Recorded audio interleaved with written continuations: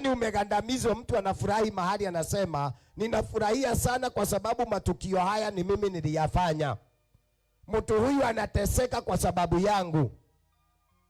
Lakini neno la Bwana nasema tuna uwezo wa kumshukuru Bwana kwa sababu Mungu hakuruhusu wale ambayo wanatutakia mambo mabaya wafurahie kwa sababu yetu. Sema amen. Haleluya. Mungu hawezi akaruhusu.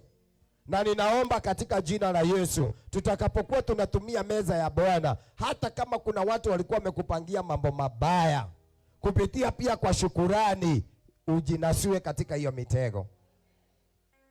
Sema amen. Unasuriwe katika hiyo mitego ya waindaji. Watu wale ambao huwa wanasema ya kwamba hautafikia hatima yako. Watu wale ambao huwa wanasema jamii yako haitaweza kuonekana. Sema amen. Haleluya. Basi tuna uwezo wa kumshukuru Bwana asiyekubali maadui wetu wafurahie kwa sababu ya maisha yetu. Na ninatangaza tena katika jina la Yesu, yeyote ambaye atashiriki katika hiyo meza, yeyote ambaye anashiriki katika meza hii ya shukurani, anasuliwe katika jina la Yesu katika mitego ya waindaji juu ya maisha yako. Haijalishi vile walikuwa wamefanya, haijalishi vile walifanya, haijalishi hata kama ni miaka 20 kuna kitendo ilifanyika ili leo maisha yako na jamii yako mupitie kwa shida. Ninatangaza kwa mamlaka ambayo Bwana amenipatia ya kwamba yeyote atashiriki meza ya leo, Bwana akunasue katika jina takatifu la Yesu. Na hao waindaji waambukie patupu. Sema amen. Haleluya.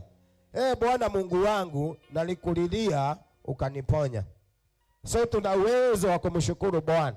Tukija mbele za Bwana tukiwa na shauku, tukimulilia Bwana, huwa ana uwezo wa kutuponya. Na nipoza ninasema kupatikane uponyaji kwa anga yako. Kupatikane uponyaji kwa anga yangu. Kupatikane uponyaji kwa kizazi chako. Kupatikane uponyaji kwa kizazi changu. Kupatikane uponyaji hata kwa madhabahu katika jina takatifu la Yesu. Sema amen. Maana walipomulilia Bwana aliwaponya kutokana na majanga ya maadui. Sema amen. Na leo tuna uwezo wa kumwambia Bwana, haijalishi ni nini kimeinuliwa kwa maisha yangu, lakini leo kitakufa katika ibada ya leo. Na ninatangaza kwa damu ya mwanakondoo iliye hai ya kwamba chochote kilipandwa kitakufa kwa jina la Yesu. Na maisha yako yataonekana, na maisha ya jamii yako yataweza kuonekana. Sema amen. Umeniinua nafsi yangu Bwana kutoka kuzimu. Sema amen. Hao watu huwa wanapeleka watu wapi? Kuzimu. Huyu binti alipelekwa kuzimu. Hiyo ni miaka mingi. Hata chairman ananiambia amekumbuka wakati mmoja faili yake ilichukuliwa. Na wakati mmoja ukombozi ukifanywa ndiye alijulia mahali alikamatiwa. Sema amen. Kama faili yako ilichukuliwa irejeshwe leo. Kama faili yako ilichukuliwa irejeshwe leo katika jina takatifu la Yesu. Kama faili ya watoto wako ilichukuliwa irejeshwe leo. Haijalishi ni kwa madhabahu gani, irejeshwe leo. Sema amen. Juu shetani ni muongo, kazi yake ni kuiba. John 10:10 nasema kazi ya shetani ni kuiba, kuharibu, kuchinja na kuua. Lakini Yesu alikuja tuwe na uzima na tuwe na uzima tele. Natangaza tena, kama faili yako na watoto wako ilinyakuliwa, kwa neema ya siku hii ya leo ikarejeshwa. Haleluya. Ikaregeshwa katika jina la Yesu. Na ikaregeshwa na nguvu. Sema amen. Tusome katika Zaburi 24 kuanzia mstari wake wa kwanza mpaka wa 5 pia.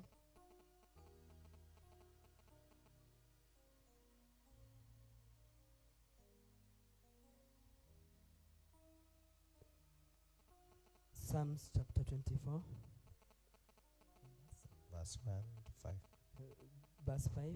The Bible Verse 1 to 5. Verse 1 to 5. The Bible says, the world and all that the world and all that is in it belong to the Lord. The earth and all who live on it are his. He built it on the deep waters beneath the earth and laid its foundations in the ocean depths. Who has the right to go up the Lord's hill? Who may enter his holy temple? Those who are pure in heart and in thought, who do not worship idols or make false promises. 5.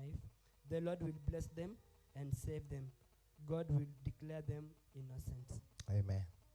Biblia inauliza ya kwamba, inasema kuhusu habari ya vitu vyote vinatokana na Mungu, vilivyopo nchini na vilivyo baharini. Na Biblia inasema ya kwamba, mstari wa 2, maana ameweka msingi wake juu ya bahari na juu ya mito na ya maji aliyoidhibitisha. Leo hii tunaweza tukajifundisha na hili neno. Kwa nini kingo zinavunja? Mchana wa leo tulijifundisha ni kwa sababu hekalo la Mungu limeharibiwa. Ndiposa sasa kingo za mito zinavunja. Maana Biblia inasema bahari na mito huwa imeshikiliwa na uwezo wa Bwana. Kumeishi kukinyesha majira yote. Hata kumeishi kukinyesha mvua kubwa kuliko ile inanyesha. Na kingo za bahari na kingo za mito huwa hazifuriki. Bwana inuliwe.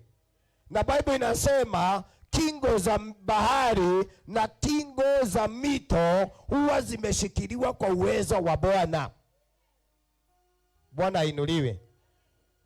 Watu huwa hawabebwi na mafuriko ya mito kwa sababu mto huwa umeshikiliwa na uwezo wa Bwana. Na Biblia huwa inaongea inasema bahari huwa imeshikiliwa na mchangarawe. Mnaweza imagine bahari kubwa kama Indian Ocean, mwisho inakuwaga imewekwa kinga zake na kamchangarawe kenye unachukua hivi kana kuoga kando ya bahari. Lakini ni kwa uwezo wa Bwana huwa hiyo changarawe imepatiwa uwezo wa kutuliza mawimbi ya bahari. Kwa hivyo wakati unaona kingo zinavunja, basi jua ya kwamba mwenye bahari na mwenye mito ameacha kushikilia bahari na mito kwa sababu ya dhabihu ambazo zinatolewa na wanadamu. Dhabihu za dhambi badala ya dhabihu za wema. Dhabihu za dhambi ndio inasababisha unaona watu wanabebwa na mito, wanabebwa. Watu wengine wanasema ati sijui nini. Hapana. Lazima tuambiane ukweli. Bible inasema bahari na mito nani anaishikilia? Sema amen. Mvua ni ya nani? Na mito ni ya nani? Mungu anasababisha mpaka ardhi inakataa kunyonya maji yake. Ama ujui mvua ikinyesha ardhi huwa inanyonya maji. Lakini saa hii tunaona badala ardhi inyonye maji inakataa maji. Maji yanafurika juu. Maana mwenye uwezo ameachilia, na akiachilia vitu vyote huwa vinatii sauti yake. Hata maji inatii sauti ya Bwana, inasema tumeambiwa tusinyonye hii maji, kuna kazi imetumwa ifanye. Na hiyo sio mafuriko. Hata wacha nikwambie, ile mvua inanyesha, hata sio mito tu inaleta maji. Mimi nina uhakika nikiwa mbele za Bwana, kuna maji mengine Mungu anayainua kutoka chini. Sio bahari, hata sio mvua. Kuna maji Mungu anasababisha yanatoka pande ya chini, yanakutana na mvua, alafu yanaelea juu. Maana uwezo huu umebebwa kwa mkono wa Bwana. Sema amen. Hakujawahi nyesha mvua alafu dakika 5 unajiuliza kwani mvua ilikuwa imenyesha kweli? Na ni mvua kubwa kabisa. Imenyesha, lakini baada ya dakika 10 Ukiangalia hivi unaona ni kama hakukuwa kumenyesha, maana mchanga huo unatiishwa baada ya maji kuguza ardhi, mnyonye hayo maji iwe kwa manufaa yenu. Lakini wakati mwenye kingo amesema ya kwamba ibada ile tunafanya haimfurahishi, Bible inasema sasa huwa anaachilia kingo ambazo huwa zinashikilia maji. Na hiyo ndio uangamivu wenye tuko naye duniani mzima. Mwenye kingo amesema hapana, hao wanadamu wanacheza na mimi sana. Wacha sasa waanzie kuelea kama samaki. Na saa hiyo inakuwa kwamba hata uwezi okoa hata mtoto wako. Unaona mtoto wako akienda ukitazama, hiyo ni huzuni sana. Mtoto anaenda akiitana baba, lakini baba hana uwezo wa kusaidia mtoto. Mambo yote yanafanyika kwa wema kwa wale wanampenda Mungu, sio kwa ubaya. Sidanganyike, kwa wema kwa wale wanampenda Mungu, yakiwa mabaya na yakiwa mazuri. Mwenye kingo wakati anasema wanadamu wamenikasirisha, anaachilia maji ya Solai. Maana mimi nimekaa pande hiyo ya Solai. Kuna hiyo kijiji ilikuwa inaitwa sijui, ilikuwa inanitanishwa sijui na Sodoma na Gomora. Ilikuwa inaitwa Sodoma. Ni vile dhambi zilikuwa zinafanywa huko. Hiyo kijiji kilikuwa hapo chini ya hiyo damu. Na Bible huwa inasema vitu vyote vinakuwa silaha ya Mungu. Vitu vyote. Hata hii fani iko hapa inaweza kuwa ni silaha ya Mungu kwa ibada ya kunyorosha mtu. So wakaletewa ujumbe, wakaambiwa hii kijiji imekasirisha Bwana. Wanaambia huyo nabii, we peleka hiyo marinda zako huko. Wanatumiwa mwingine, wanamwambia peleka ulevi yako huko. Wanatumiwa mwingine. Wakati wa kufagiliwa ni familia moja ilihifadhiwa peke yake. Na mwenye kingo alikuja akaleta mabati akaweka kando ya hiyo nyumba hivi, maji yalikuwa yanapita juu ya hiyo nyumba, hiyo haikuguzwa. Ndio Mungu adhihirishe, mimi ndio ninajua kuweka mipaka. Mimi ndio huwa ninaweka mipaka ya mambo yote. Kwa hivyo yale mambo ambayo yanafanyika, tusianzie kusema serikali saidia. Hapa hata sio serikali, hata serikali hakuna kitu inaweza fanya na kingo ya mito.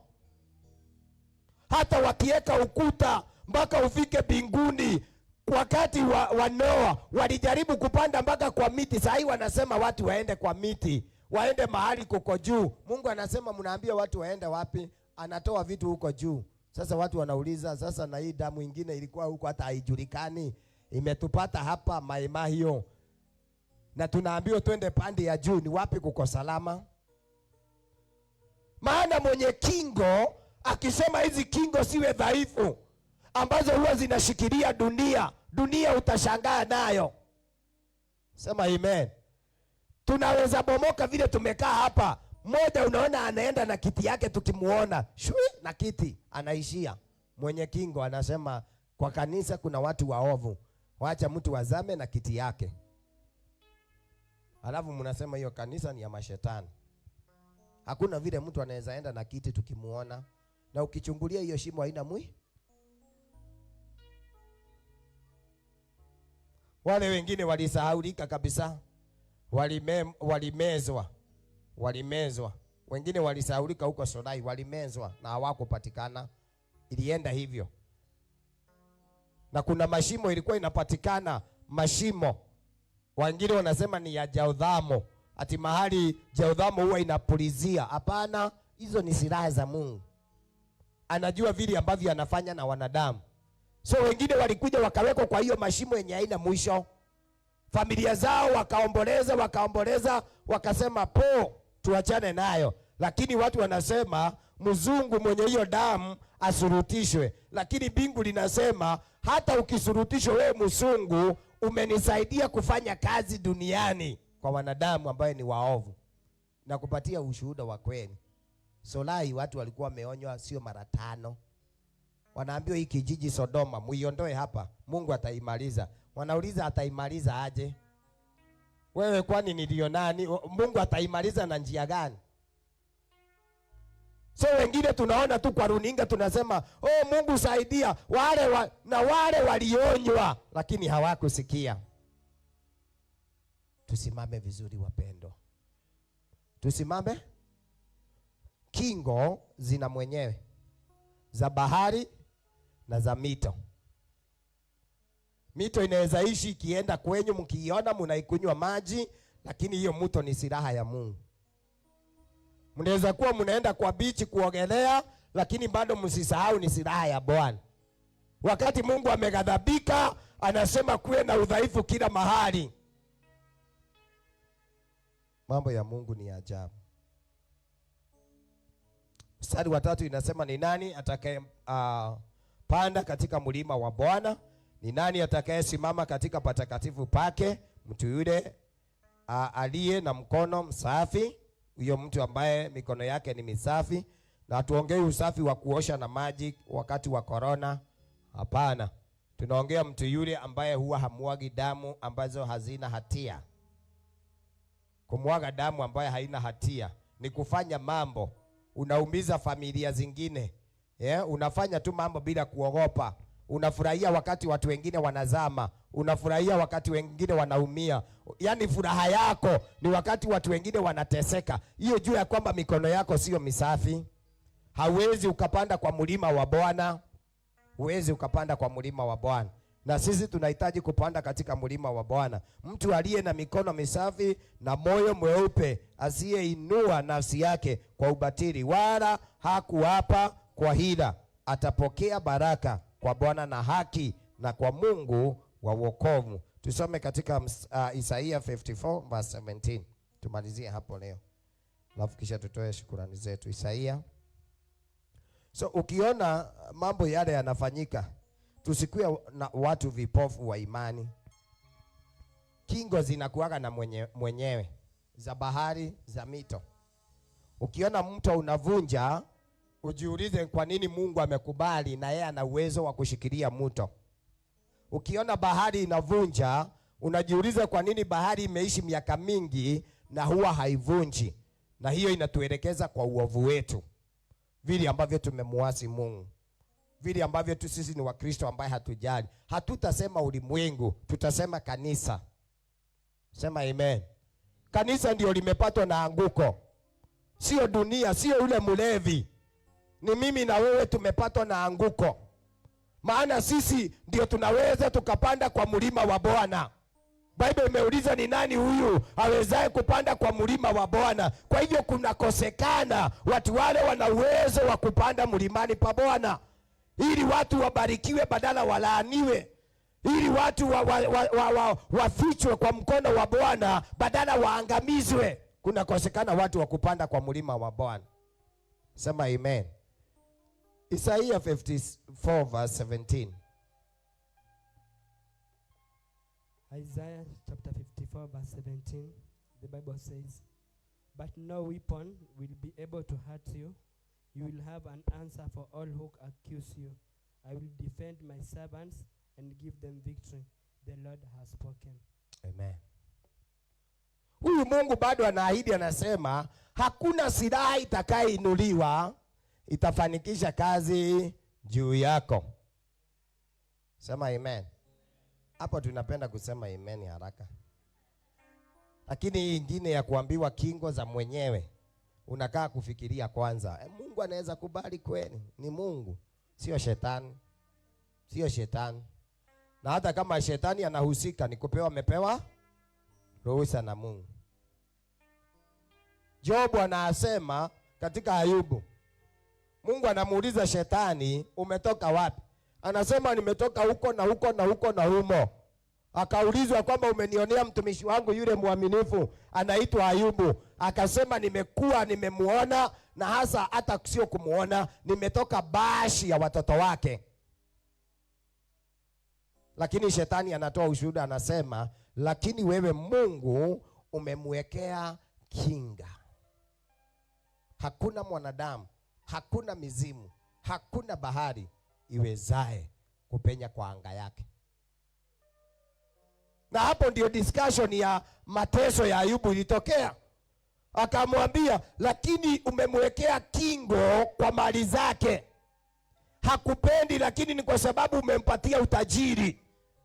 So akaanzia kumshtaki Ayubu kwa mambo yale ambayo hayakuwa ndani ya Ayubu. Maana Ayubu alimpenda Mungu kama ako navyo na kama hana. Maana ilifika mahali akaambia mke wake, nalikuja uchi na nitaenda vile nilikuja. Na jina la Mungu lifanya nini? Libarikiwe. So shetani alikuwa anataka kumaanisha ya kwamba akitingiza mwili wa Job atakanusha huyu Mungu.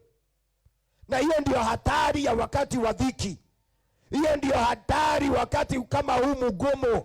Wakristo wengi wanaachana na Mungu. Inadhihirika kwamba hawakumpenda Mungu kwa sababu ni kauli walifanya. Walimpenda kwa sababu injili ilihubiriwa na mwinjilisti ya kwamba njooni kwa Yesu kuna shibe. Kwa hivyo shibe ikitindika, Wakristo wanarudi nyuma. Njooni kwa Yesu kama ulikuwa umeshindwa kulipa nyumba. Unajua kuna injili inakuwa tamu wakati wa shida. Hiyo injili inakuwa tamu. Ati Yesu anaweza nilipia nyumba. Unasema niende nikaokoke. Kweli anakulipia mwezi wa kwanza, wa pili, wa tatu. Wa nne anasema ukiingia kwa nyumba ya Mungu hatuendi kwa vitu za kuona, tunatembea kwa imani. Tunatembea kwa imani. Sasa anzia kukula mifupa. Unakuja kifuri inawekwa 5 unaaibika. Lakini wale ambao wanawekewa kifuri 1 ama 2 ama 5 ustahili kuaibika na uko kwa nyumba ya Bwana. Unaambia Mungu, ninajua hii ni test ya ushuhuda mkubwa ambao unaandaa. Sema amen. Hallelujah. Hiyo ni ya ushuhuda mkubwa ambaye Mungu anaandaa kwa sababu ya maisha yako. Sio kuanguka, sio wakati wa kushushwa, sio wakati wa kujidharau, sio wakati wa kujificha ujifungie nyumba kwa sababu watu wanajua nyumba yako ilifungwa. Hiyo ni wakati imani yako inawekwa kwa test. Kama unampenda Mungu kwa sababu unalipaga rent every month, siku ile utashindwa kulipa, je, utaendelea kumpenda huyu Mungu? Ama Job yeye angesema aje? Angesema, Mungu, vile umenisababisha vidonda vionekane na watoto. Maana Job ilikuwa imefika mahali nadhani ya kwamba alikuwa tu anakaa na kakinyasa. Maana hangevaa mavazi. Ni vile ambavyo mwili wake haungeruhusu mavazi. Ni vile alikuwa amechipuka mwili mzima. Unajua ukiwa na majibu, ukivaa nguo hiyo jibu inashikiliaga nguo. Kwa hivyo hauwezi ukavaa mavazi, maana itashika mwili, na wakati wa kutenganisha hiyo mavazi utakuwa unasikia uchungu sana. So Biblia inasema alichukua majivu, alikuwa ndio mavazi yake, anajivika majivu. Kazi yake ni kujimwagilia majivu. Ndiposa ile uchungu ukaenda kutindika. Lakini huyo mtu anasema, wacha jina la Bwana liinuliwe katika hii hali ambayo ninapitia leo. Shetani kakashindwa. Ninaomba hata shetani wa maisha yako ashindwe katika jina la Yesu. Biblia inasema hakuna silaha itakayeinuliwa juu yako itakayefanikisha kazi zake. Sema amen. Watu wale waovu ambao wanakupangia mambo mabaya, nimesema katika jina la Yesu, baada ya hii ibada hizo roho zikufe. Baada ya hii ibada hizo roho zife. Baada ya hii ibada hizo roho zife katika jina takatifu la Yesu. Zikufe nafsini mwake. Na hiyo jamii isimame, na hiyo jamii iwe na sababu ya kumshukuru Bwana. Naomba usimame juu na miguu yako katika jina la Yesu. Praise and worship team, mtakuwa mnatupatia wimbo kwa chini, alafu kisha kila mmoja akuje alete dhabihu yake ya shukrani hapa katika jina la Yesu.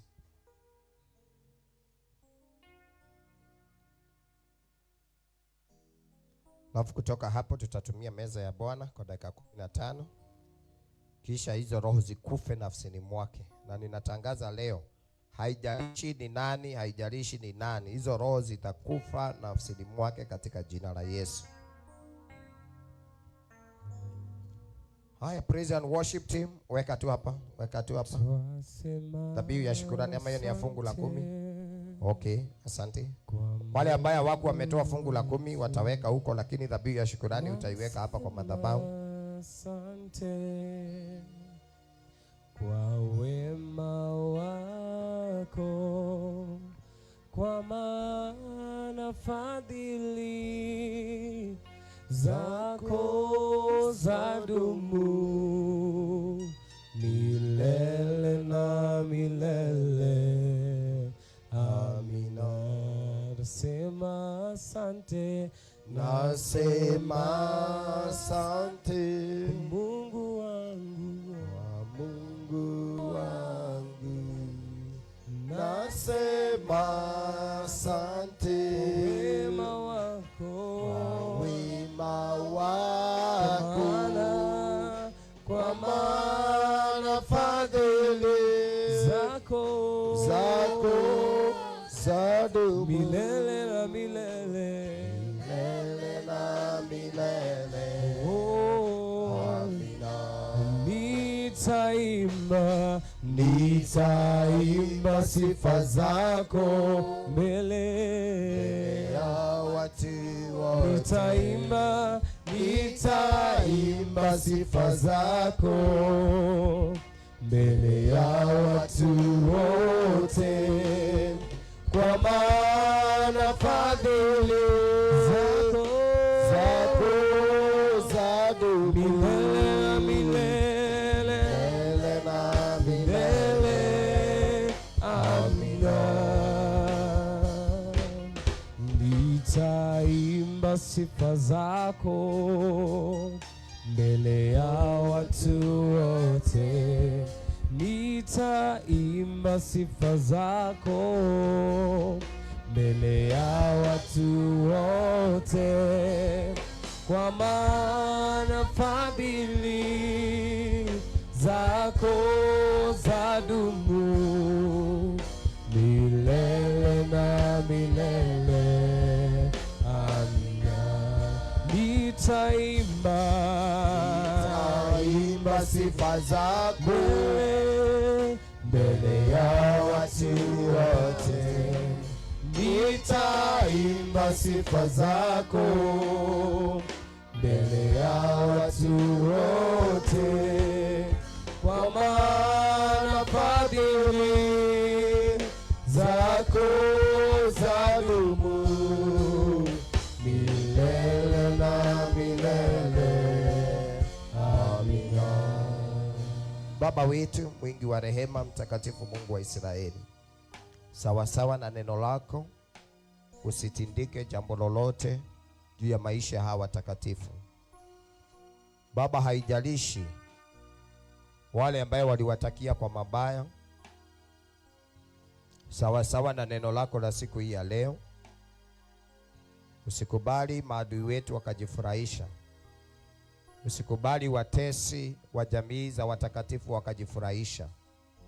Yesu mwana wa Mungu, kama neno la kuhani, chochote ambacho Bwana kiliwekwa, aidha kikapandwa, aidha kikarushwa, aidha kikanenwa kwa maneno ya wanadamu, chochote ambacho Bwana kimenenwa kwa vinywa vya manabii wa uongo, chochote ambacho kimewekwa kwa nyungu za wachawi, chochote ambacho Bwana kimeinuliwa kwa njia panda, ili watu wako wakiruka maisha yao yawe mabaya na ugumu, Baba wa mbinguni, siku hii ya leo, chochote kimewekwa hata kwa vyakula na vinywaji, ili watoto wako wateseke, ninaomba kwa neema ambayo umeachilia kwa haya madhabahu, kikafa katika jina la Yesu.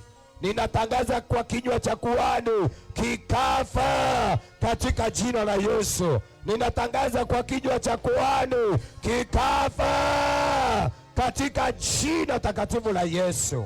Dhabihu hizi za shukurani, wacha Bwana ziwe manukato mbele ya madhabahu. Wacha dhabihu hizi za shukurani zilete utofauti kwa maisha ya wanadamu. Ninakushukuru Roho wa Bwana, maana wewe ni Mungu ambaye unajibu maombi. Unafanya yale ambayo yanazidi mawazo ya wanadamu wote. Uinuliwe leo, uinuliwe kesho, uinuliwe hata milele. Asante Roho wa Bwana, maana kuna ushuhuda, kuna ushuhuda, kuna ushuhuda Baada ya ibada hii kuna ushuhuda mkubwa ambao utatolewa juu ya haya madhabahu katika jina takatifu la Yesu, ya kwamba Mungu ametuseta huru. Hatuko tena katika minyororo ya watesi wetu. Utukufu ni wako leo, ni wako kesho, ni wako hata milele. Kwa damu ya Yesu Kristo tunaomba na hata tunakushukuru. Sema amen.